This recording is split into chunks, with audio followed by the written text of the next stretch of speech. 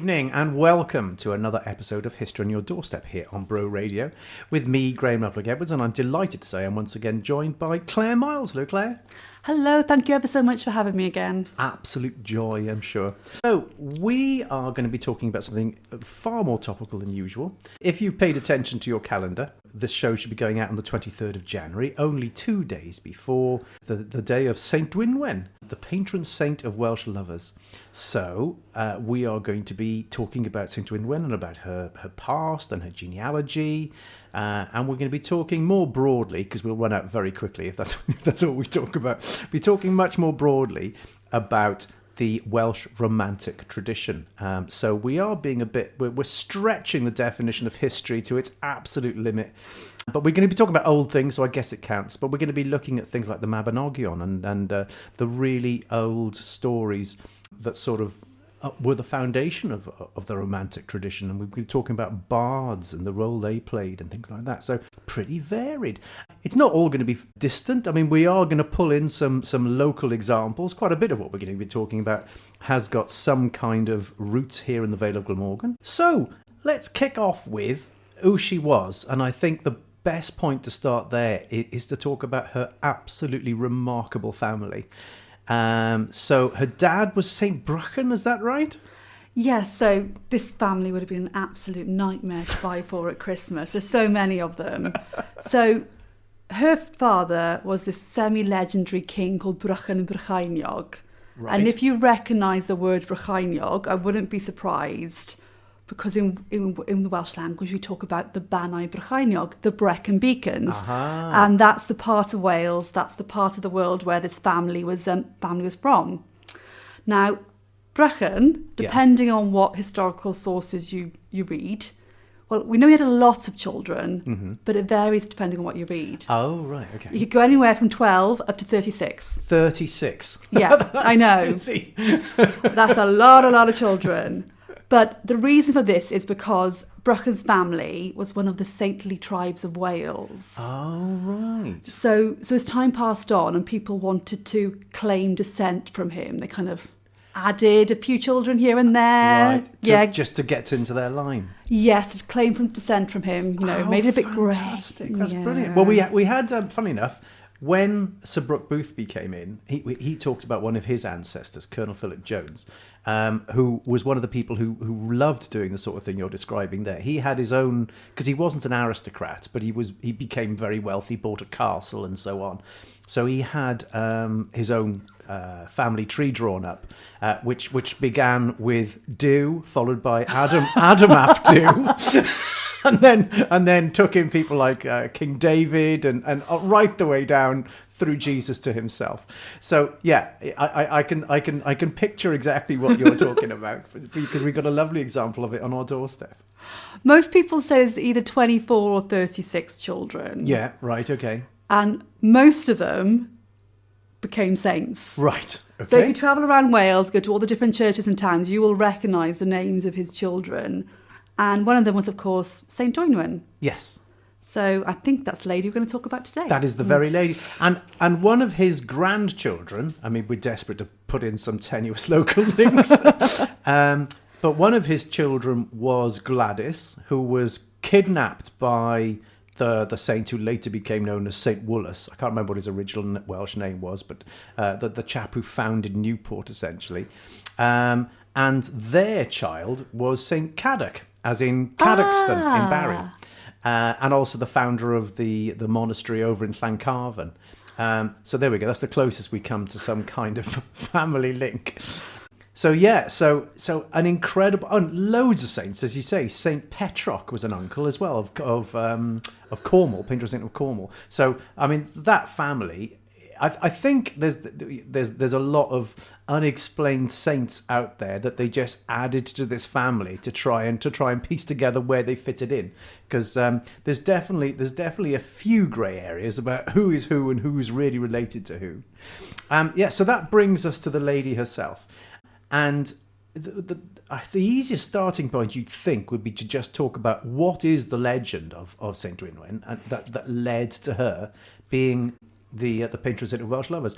As it transpires, there's not a single story. There's lots of stories, all based on the same theme. So you've got to assume that somewhere somebody started off with a story and then someone else embellished it, or somebody else told it slightly differently or moved it to a different spot. But she is definitely not the most straightforward of people to try and pin down.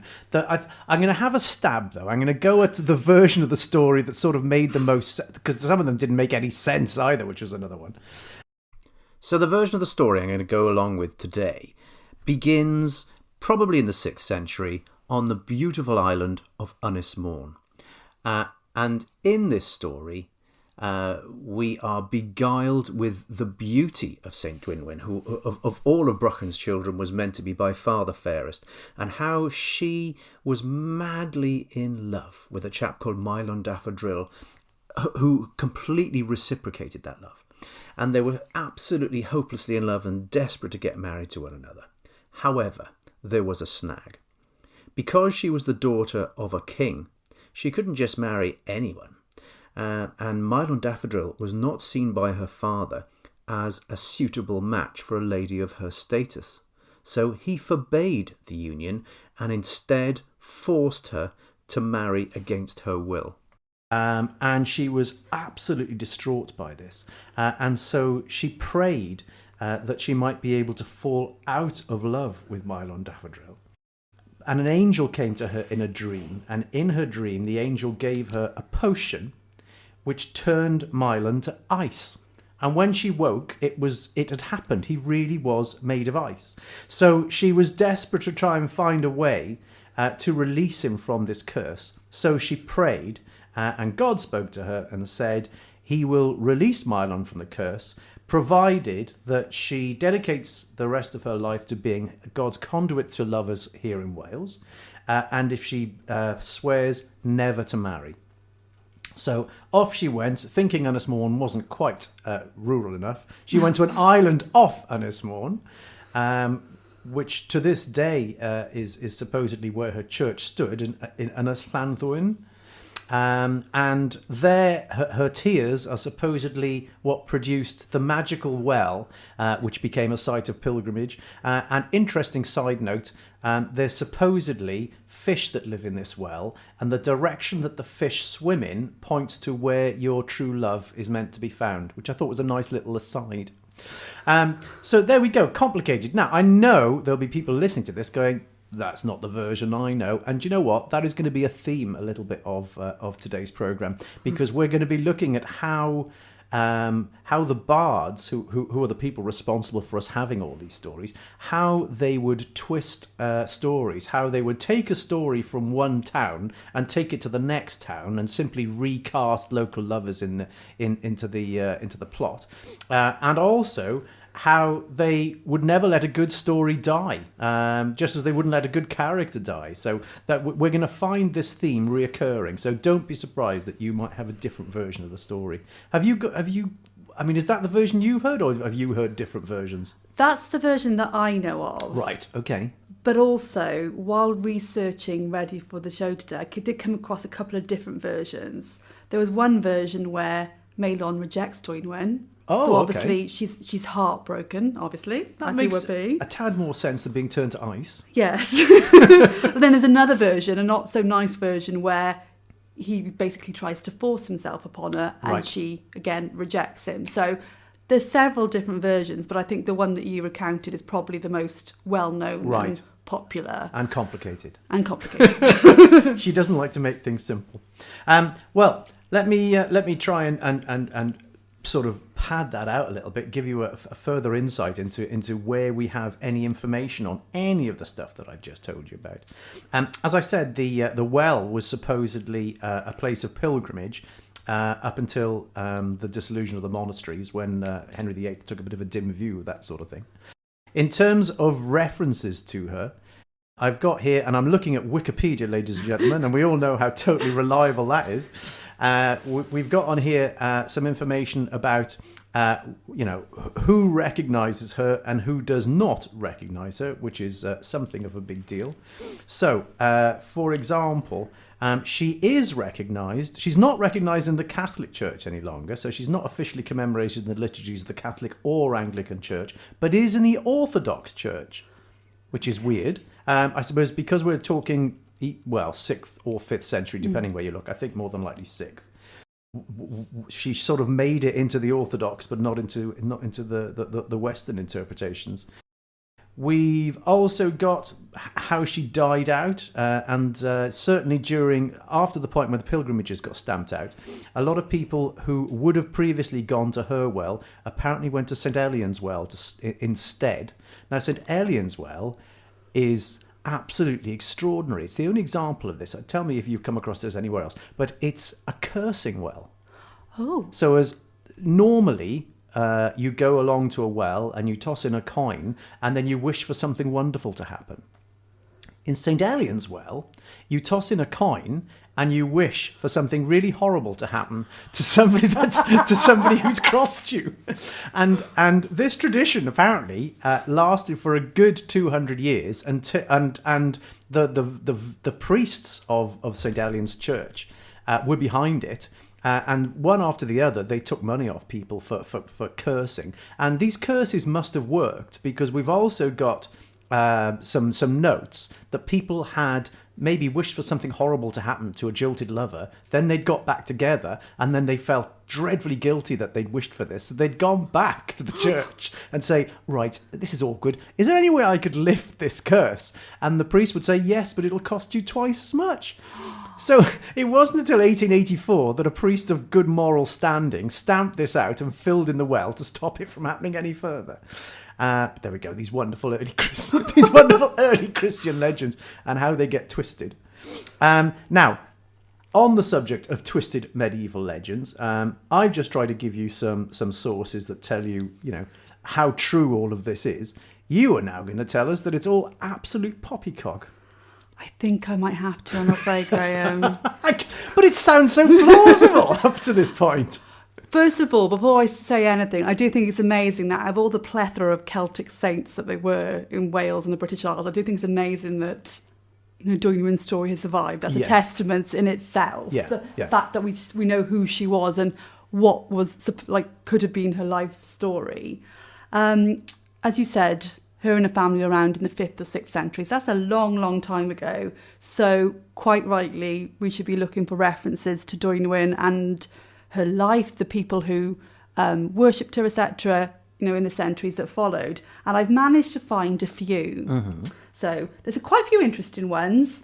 There's evidence of her in religious calendars in the 15th century. There's a reference to her in a Latin mass as well. Oh. And there's also a couple of examples of her being featured in poetry as well, including some late medieval poetry. I don't know if you came across that. Yeah. Well, that is a beautiful link to what we're going to be talking about next. But yeah, so Dafydd ap Gwilym and Dafydd Trevor, both. Yes. So Dafydd Trevor wrote a poem. He wrote loads of religious poems, and he wrote about St Dwynwen and Ynys Llanddwyn and the people going there on the pilgrimages, visiting the well, etc. Interestingly, St Dwynwen is also the patron saint of sick animals. Oh. Yes, just why not? Just add another string to your bow. But I was really, really interested about the work of the medieval Welsh poet, the notorious womanizer Dafydd ap Gwilym. I think he's such a funny character. And he wrote a poem called Galw ar Dwynwen, which means beseeching St Dwynwen. Oh. And in this poem, Dafydd appeals to the saint to act as his messenger, or as he uses the term, mediatrix of our love, right, between him and his married lover, who was called Morfydd. And he also goes on to say that because Dwynwen's a saint, she should be able to do this job, and also Dwynwen would be the last person his lover's jealous husband would suspect as acting as a go-between. Very true, very true. And also not altogether moralistic. Not at all. No, we just so have to call laugh. on a saint to help you commit adultery.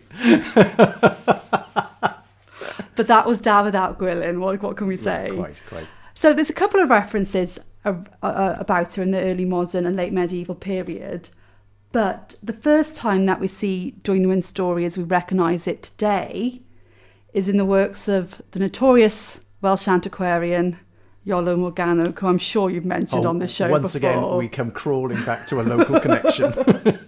Now, this connection poses a bit of a problem because it's now widely recognised that Iolo supposedly forged several of what he called Welsh medieval manuscripts that he had in his possession. Yeah.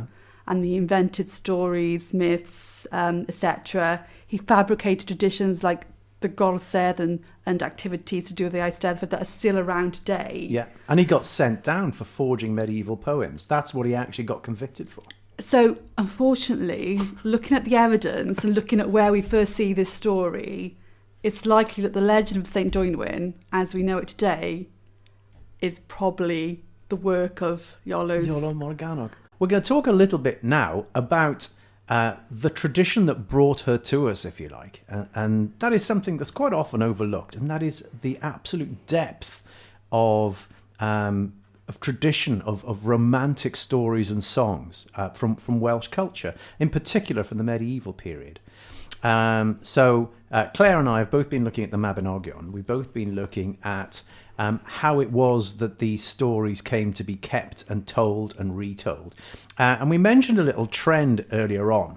And that trend was how people took a story that they thought was an absolute brilliant story and would just retell it in different places, casting new people in the lead role. That also worked the other way around. You would get really good characters like King Arthur, who crops up in a moment, who were so good that they kept being put into stories centuries after they were dead.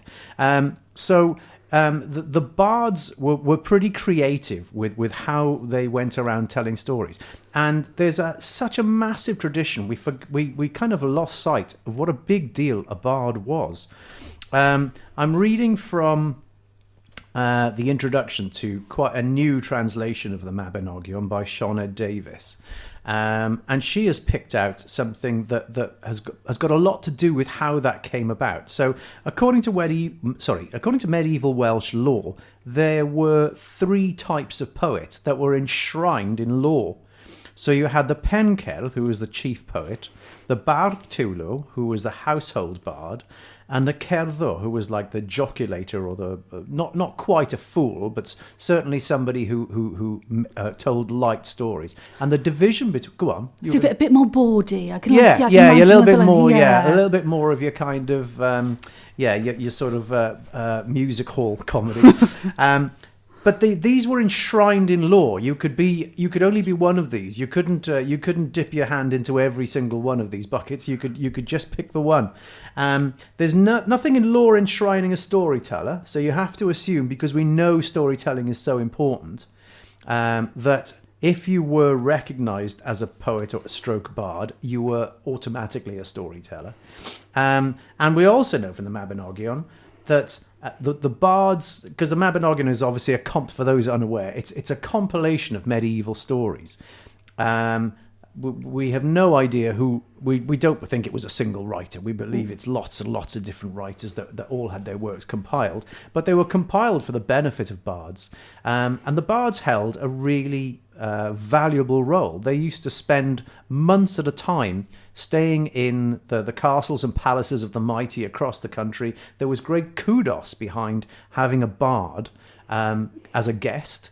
And they would come to dinner with you and your guests. They would tell stories, no doubt including one of your ancestors doing something tremendously chivalrous and brave. And they would stay for months on end. And we've actually got some really famous people from the period who were bards. That was their job.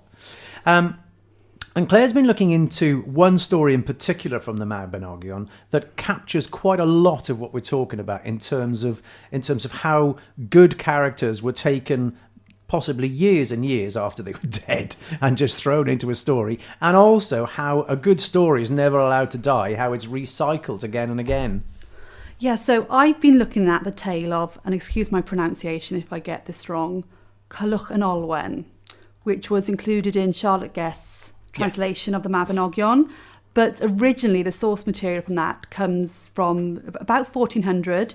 It's the longest surviving of the Welsh prose tales, and it's one of the earliest known Arthurian romances. Right. So this whole tradition that we're talking about today, this is one of the earliest examples of that Arthurian romantic tradition. It's quite a lengthy tale, so I've tried to boil it down into a bit of a nutshell. So Colhuwch, he's been asked by his stepmother to marry his stepdaughter. Obviously, not very pleased with that. Dodgy straight away. Dodgy straight away. So, after refusing to marry the daughter of his stepmother then curses him. And she tells him that you're never going to get married until you wed Olwen. And Olwen happened to be the daughter of a giant called, and this is a great name, I'm probably going to pronounce this one wrong as well, Ysbaddaden Pencawr. That's what I think you've nailed that. Ysbaddaden Pencawr. And already I find that interesting because in the Mabinogion and in Welsh myth and legend, there's several examples of giants. Yeah. Gog and Magog, Ydfa. So already I'm like, oh yes, I can see the links here. But there is a prophecy. There's always a but, isn't there? Yeah, always a but. There's always a but. There was a prophecy that if Olwen married, her dad, the giant, would die. Right. That's a big twist. That is a quandary, I think. Yes. So first of all, understandably, the giant then tries to kill Culhwch. Uh-huh. You would, wouldn't you? Well, give it a go. But then he kind of relents and he agrees for Culhwch to marry Olwen, but only if Culhwch could perform several kind of dangerous tasks. Right. And now I'm a bit rusty on my classics. Yeah, I was going to say there's a lot of crossover with Greek mythology. So isn't this like the feats of Hercules or something exactly. like that? Yeah, I'm a bit absolutely. rusty, but like already I'm thinking, oh, classics, tick, there's another one. Yeah. And so Culhwch's got to do these tasks and bring the giant the treasures, the spoils. Yeah. And there's loads of tasks for him to do. There's one about him like killing a witch. There's one about him chasing a massive giant boar down and getting things off the boar. There's loads of tasks. And of course, there's so much to do. Yeah. Culhwch decides to get by with a little help from his friends. Quite right too. And asks his cousin Arthur... Who are you going to call? King Arthur. Asks his cousin King Arthur, as you do, and some of his friends, so Sir Gawain, etc., Yeah. to come along and help him on his quests. Superb. I don't know if it's cheating or not, but apparently... Well, it you're seemed allowed. okay. And also, while I think of it, I've read somewhere that Gawain is also believed to be St Cadoc, so we have yet another link to... Oh, is it Gawain? Oh, no. Who was the pure one? Galahad. Sir Galahad. Yeah, I read a theory that Sir Galahad was actually St Cadoc. I'm so going and Googling that after the have show. a look at that. It exists, ladies and gentlemen. I didn't make it up. But I hate to say this, Culhwch, does a bit of a half-hearted effort. Because Yeah, he does, and he kind of... You feel he loses interest after a while. Thinking this is harder than I thought it was going to be. he does some of them, he does some of the tasks, and fair dues. He's running all over Wales and Britain doing them. But then he only completes part of them, and he decides, well, this is a bit too difficult. I'm going to go back, kill the giant, and marry Olwen anyway. Exactly. So in a way, you're kind of like, all of that, like, okay. So there is a definite moral there, ladies and gentlemen. If at first you don't succeed, kill the perpetrator and cut to the chase. So just do what you were supposed to do in the first place. Now, that story, I know it's convoluted, but that story is brilliant for so many reasons. I believe, when do we think that was written? Because that's one of the very earliest, isn't it? So they think that the manuscript that this is contained in, I think it's in the National Library, 99% sure it's in the National Library, dates from about 1400 Right. AD. Okay, so incredibly early. And we've got overtones of Greek mythology, but we've also got things going on that are quite different from Greek mythology. One of the biggest differences, the role of women. Because in Greek romance, the woman is sort of incidental. She is the goal at the end of the quest, but she doesn't do anything. But in a lot of the romantic stories in the Mabinogion, that one in particular, what the women do is force the men to have to make decisions. They are pivotal to the direction the story takes, and you see it again with Rhiannon in the first branch of the Mabinogion, that she is being pursued by Pwll, but she she's setting him tasks, which is taking things completely away from that sort of Greek tradition. And we've got quite a unique kind of approach to romance in medieval Welsh literature in that sense. In the there is much more empowerment of the women, and it led to Charlotte Guest, cracking quote from her that she described the Cymric people as being the cradle for European romance.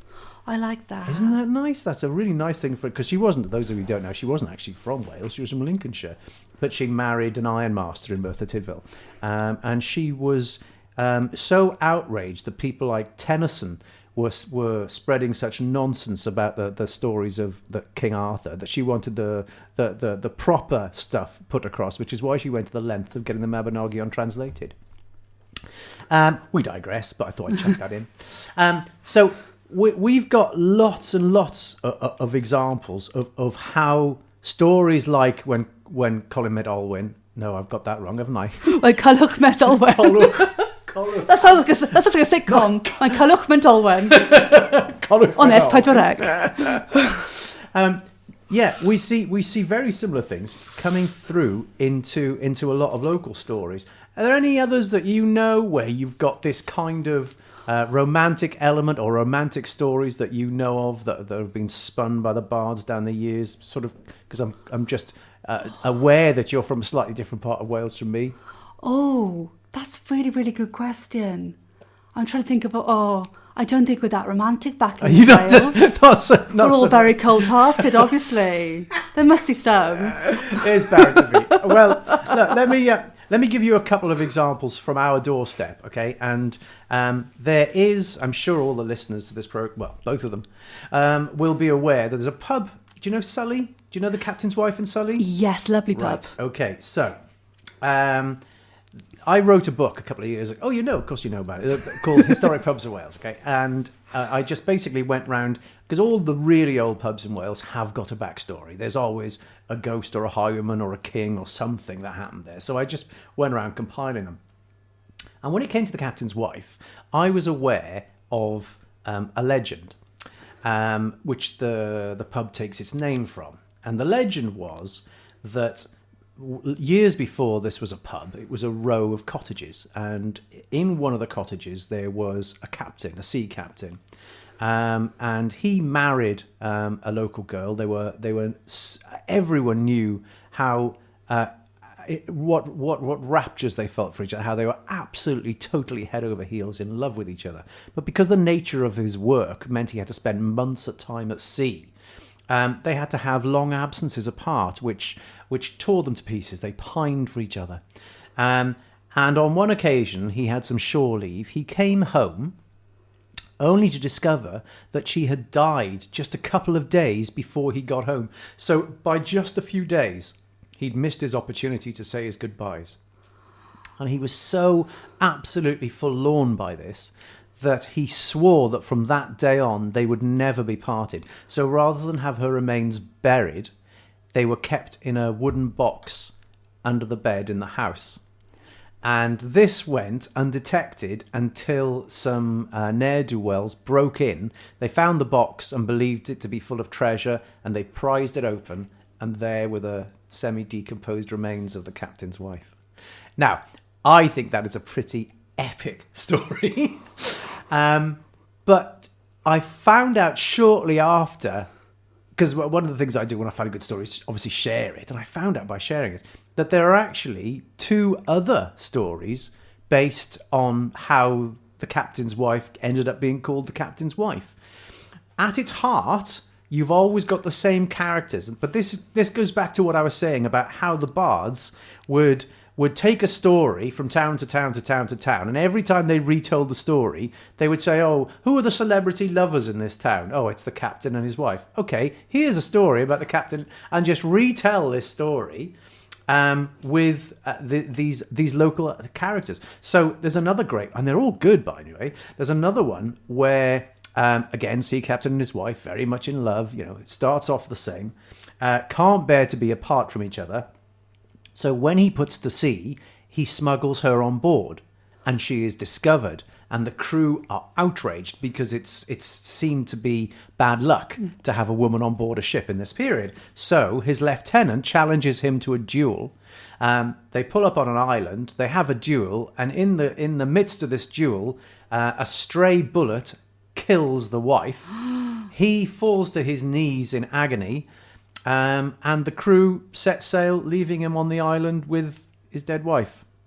None of these stories are chirpy. I think I should put a little caveat out. None of these stories are romantic either, Graham. But people used to. All romantic stories end in death. You know, Hamlet and Romeo and Juliet. None of them. No one survives any of these stories. The third one. Spoiler alert: they do die at the end of the third one. But in the third version of the story, again, sea captain and his wife very much in love. But she is betrothed to Colonel Poyner. Now, that's a very specific reference. I don't know, but Colonel Poyner was a real person. He rose to prominence in the Civil War. So how he got dragged into this, I don't know. But in this version of the story, she is betrothed to Colonel Poyner. Therefore, she wants for nothing materialistically, but her heart has always belonged to her childhood sweetheart, this dashing young chap who is now a sea captain. And they hatch a plan to elope and go off to the colonies and get married abroad. But their plan is foiled, and Colonel Poyner discovers them, and he reaches out and he grabs his wife's arm and pulls her back. The captain disappears into the night. Nice. And in his rage, he kills his own wife and then realizes what he's done, and then disposes of her body in the well outside the pub. There is a well there. And there is supposedly a ghost of a grey lady who haunts the captain's wife, who points to the well to signal where her remains are so they can be exhumed and she should get a proper Christian burial. Now, these are big, aren't they? These are big stories. But it just goes to show how the bards used to work. The fact that we've got... there is a fourth story. Somebody started telling me it, and then they got waylaid and I never heard the end of it. But there is at least another version of how the captain's wife came to be called the captain's wife. Now, we have been talking about lots of things. I mean, we started off talking about St Dwynwen and her family and her legend, and whether it's true or not, and the suspicion that it might not be. Then we talked about how it was that we still have the story of St Dwynwen, and how it's based in this tradition that we had in Wales, particularly in medieval Wales, of bards who would retell stories. And I know that by modern standards, they don't sound romantic because everyone dies and there's a lot of pain and a lot of bleeding. But that's what the romantic tradition used to look like. It sounds exactly like modern dating, Graham. Modern dating. It's just, this is what Tinder does to you. So yeah, maybe it's more closer to life than I thought. But we've got a couple more stories that we're going to have a look at. And we're mainly going to look at them from the point of view of continuing this theme of how the bards used to take a story and retell it with different people in the lead, and how they used to conversely take a damn good character and keep that character alive for centuries, just because they were always a good contributor to a story. So if you needed somebody who was chivalrous, you could always be reliant on King Arthur. If you needed somebody who was a bit of a rum cove, then here in Glamorgan, it was pretty well always Robert Fitzhammond for years after the Norman invasion. But we're looking at lovers, and there are two which are sort of local. I mean, I am stretching it a little bit. It's the Bridgend area, but it's not exactly, It's more local than where I'm exactly. from. So please educate It's more me, local than Graham. a lot of people might be. Anyway, so the first, I'm going with this one first because it's the older of the two, is a legend of the Maid of Ydfa. Now, the Maid of Ydfa has been made into an opera. It's been made into a silent film. It's really grown legs down the centuries. But it all originates back to the beginning of the 18th century. And the people at the centre of it are unquestionably real people. And what we have is the story once again of absolutely hopeless and forlorn love. So at the heart of the story is a penniless bard who makes his wage through thatching the cottages in the village of Llancarfan.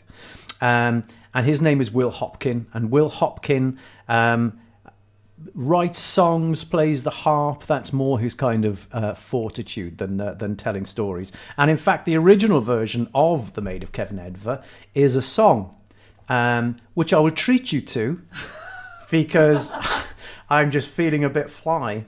So I'm going to turn the sound down on this volume because I don't want to blast people's ears, but this is how it goes.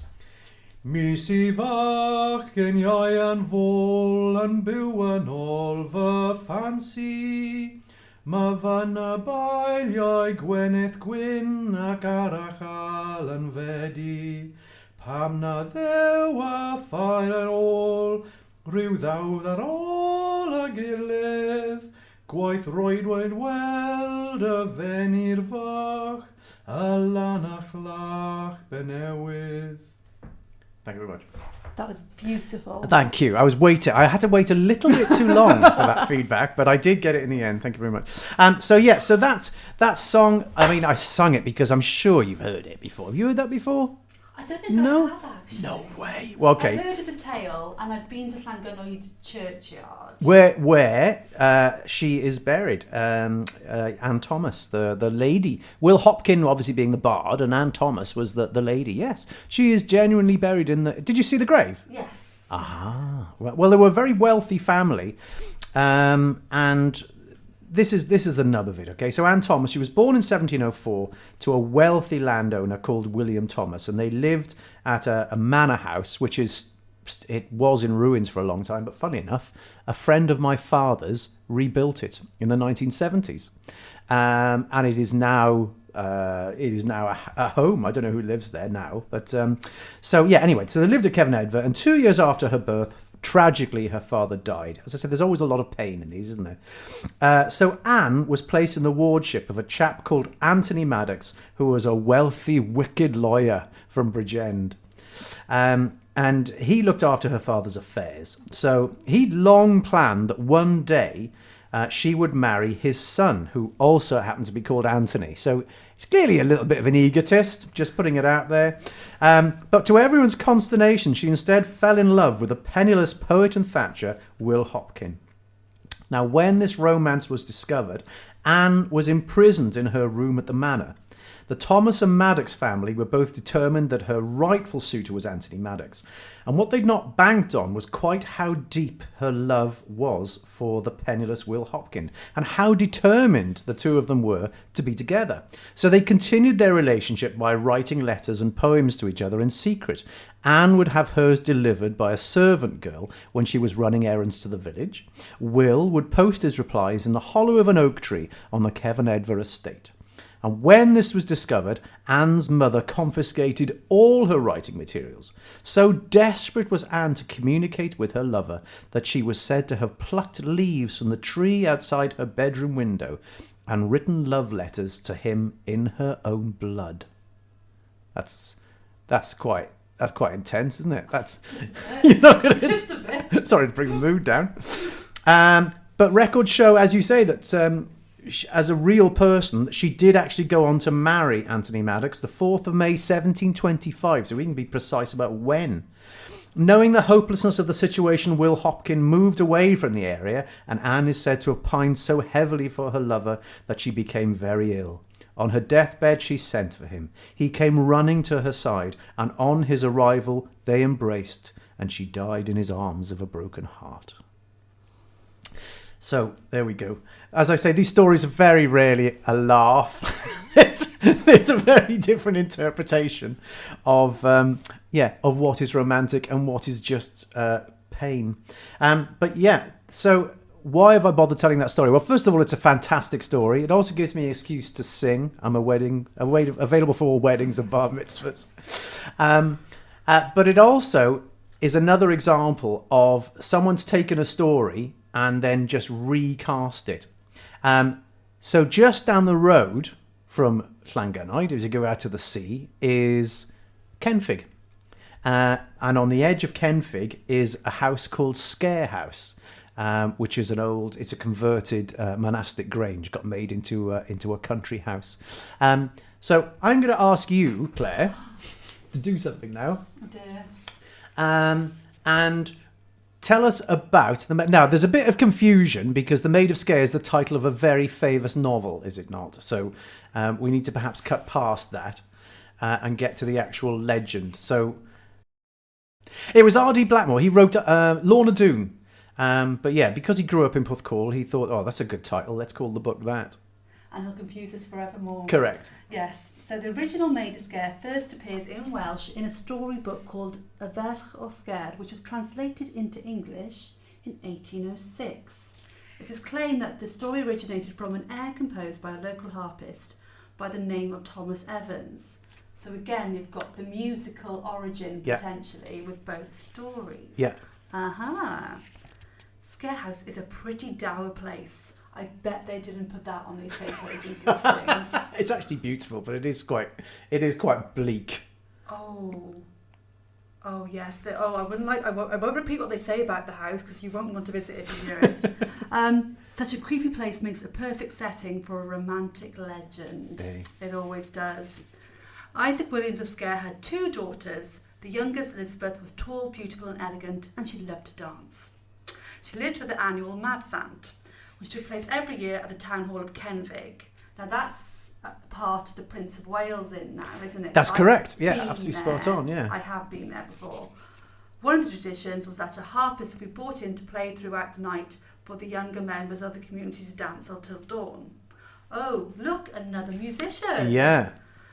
One especially popular harpist was Thomas Evans of the parish of Newton and Nottage, the man credited with writing the song The Legend is Based Now on. that's it. That's another thing. In both the Maid of Ydfa and the Maid of Sker, the bard has put himself as the romantic lead. He's the main protagonist. Yeah, he's made himself. So he's written this song about himself and this woman. A bit egotistical, but there we go. There's another one, yeah. The sight of the beautiful Elizabeth Williams dancing so elegantly caught his eye and quickened his pulse. By the time the sun rose in the morning, they were lovers. And I think we know what that means. When Isaac Williams got wind of this courtship, he was furious. After all, he was a gentleman farmer and lord of the manor, and Thomas Evans was a mere carpenter. Well, I'd be happy with a carpenter. I was going to say, that's a skilled occupation. these days, yeah, I'd feel anyway. He could not possibly be considered a worthy suitor for his daughter, however good his musical skills. Evans hired a horse and carriage and rode out to Sker House at night, hoping he could persuade Elizabeth to elope with him. But unfortunately, in the process he woke the dogs. They started barking, they gave the game away, and her dad refused to let Elizabeth leave the house. And she was kept a prisoner in her room under lock and key until she was married off to Mr. Kirkhouse of Neath. Oh. Well, that sounds very familiar. Yes, just a tad. She never got on with the husband that had been forced upon her, always begrudged him. She never forgot about her first true love and sought him out whenever there was a Mabsant in the area. On one occasion, they were even caught together by her husband. Eventually, she could not take the pain of being without her true love anymore and died of a broken heart. She was buried in Llansamlet, 6th of January 1776. Thomas Evans pined for her for so long that he did not take a wife until he had turned 50. He died in 1819 and is buried in Newton Churchyard. One thing I find really, really interesting, Yeah. there's obvious parallels between these two stories, loads of similarities, but when you told me the first story, I was thinking, oh, that must be the correct one. You know, there's a grave, documentary evidence, but then this one appears to have, you know, graves, concrete locations, documentary evidence to back the story up as well. So now I'm a bit like, well, it's the same as the captain's wife story, which included Colonel Poyner. So to make these stories more believable, they would use real people, because obviously the fame of both of these stories meant that people kept going to the families, a bit like the Edwards millions. You know, people keep going to that church in New York saying, my name's Edwards, I therefore own this church, and they're just so fed up of it now. It's the same sort of thing. People were going to the Maddox family and saying, "Oh, what you did to Anne Thomas, it's unacceptable." And likewise with the family from Sker. So they have all flatly denied that any of this is true. But to make the story more plausible, it's like the Coen brothers who start all their films with "this is based on a true story," even though it could be could be about vampires, it could be the most ridiculous thing, but they always say that. And that's exactly the sort of creative device that these bards were using, I think. So they took the story. I mean, that story applied to Llancarfan and Kenfig. It probably started its life in Gwynedd somewhere. It's probably about somebody from, I don't know, I try to think of a town in Gwynedd now. I really put myself in a corner there. Let's go Bangor. There's a romantic heart. But yeah, it could have originated there. And they just travel around the country and just, let's cast these people. So yeah, I mean, I think it's fascinating. But we seem to have lost a bit of ground with all of this romance. Where are the bards now? Where are the people who are producing all of this wonderful romantic writing in modern Wales? They're probably writing in Welsh, so I'm missing a lot of it. But when you've got a tradition that strong, it is disappointing that it hasn't continued as much as it should. So St Dwynwen is definitely needed to keep the romance alive here in Wales. So there we go. I'm trying not to look into your eyes when I say that, because it could be misinterpreted. But look, ladies and gentlemen, we have romanticised and we've talked about a bit of history, not very much, I grant you, but an awful lot of legend, folklore, an awful lot of tradition and culture and stuff, that we're descended from the people who used to do this nonsense. So it's always good to be reminded of it all. But yeah, that's all we've got time for. So, ladies and gentlemen, I'm going to have to say goodbye. Please join us again. 4th Monday of every month, this show goes out. If you ever miss it, it's on Listen Again, and also on my YouTube channel at user Graham Loveluck. But look, until next time we meet, please enjoy your history.